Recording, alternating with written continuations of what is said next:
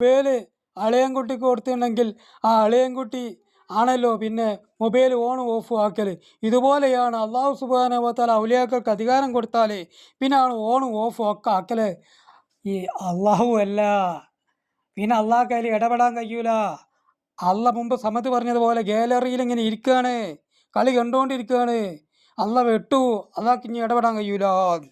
പറഞ്ഞു കേട്ടോ നോക്കി.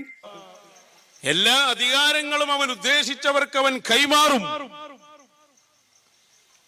കൈമാറിയാ പിന്നെ നിയന്ത്രണ പോലെ ഉണ്ടാവും. ഇപ്പൊ ഞാൻ ഈ മൊബൈൽ ഫോൺ ഒരാൾക്ക് കൊടുത്താൽ പിന്നെയും അത് സ്വിച്ച് ഓഫ് ആക്കലും ഓണാക്കലും ഞാൻ തന്നെയാണെന്ന് പറഞ്ഞാൽ അത് പിന്നെ കൊടുക്കലാവും. അത് കൊടുത്തു കഴിഞ്ഞതാണ് എന്നതുപോലെ ആലമിന്റെ ഒക്കെ നിയന്ത്രണം അല്ലാഹു സുബ്ഹാനഹു വ തആല അവന്റെ ആളുകൾക്ക് നൽകുന്നു. കേട്ടില്ലേ? പിന്നെ അള്ളാഹ്ക്ക് അതിൽ ഇടപെടാൻ കഴിയൂല. അള്ളാഹു സുബ്ഹാനഹു വ തആല അധികാരം കൊടുത്തു കഴിഞ്ഞാൽ പിന്നെ അള്ളാഹ് ഗാലറിയിലാണ്. എന്തൊരു വിശ്വാസം അത്! ഈ വിശ്വാസത്തെയാണ് യഹ്യൽ ബുഖാരി തങ്ങൾ പാപ്പ പച്ചക്ക് പൊളിച്ചടക്കി അവിടുത്തെ സവിസ്തരം തൗഹീദ് പറഞ്ഞു കൊടുത്തത്.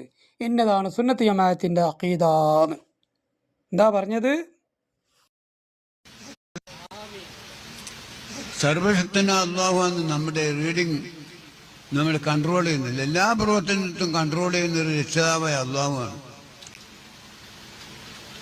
മറ്റേ ശിവാശേക്കും വൈദ്യശേക്കും മടറൂറൊന്നുമല്ല. 18,000 ആലമും ഭരിക്കുന്നതും നിയന്ത്രിക്കുന്നതും മടവൂർ ശൈഖുന തന്നെയാണ്.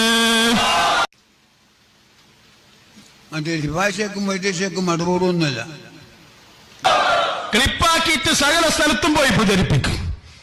അതല്ലേ ഞങ്ങൾക്ക് വേണ്ട. ഇവിടെ ചില സുന്നികളായ ആളുകൾ മെസ്സേജ്, എന്നാൽ ഇങ്ങനെയൊക്കെ പറയേണ്ടിയിരുന്നോ, നിങ്ങൾക്ക് പറയാൻ പറ്റില്ല, മാറി നിന്നോ, ഞങ്ങൾ പറഞ്ഞോളൂ. സർവശക്തനായ അല്ലാഹുവാണ് നമ്മുടെ റീഡിങ് നമ്മൾ കൺട്രോൾ ചെയ്യുന്നില്ല. എല്ലാ പ്രവർത്തനത്തും കൺട്രോൾ ചെയ്യുന്ന ഒരു രക്ഷിതാവായ അല്ലാഹുവാണ്. മറ്റേ ശിവാശേക്കും വൈദ്യശേക്കും മടറൂറൊന്നുമല്ല.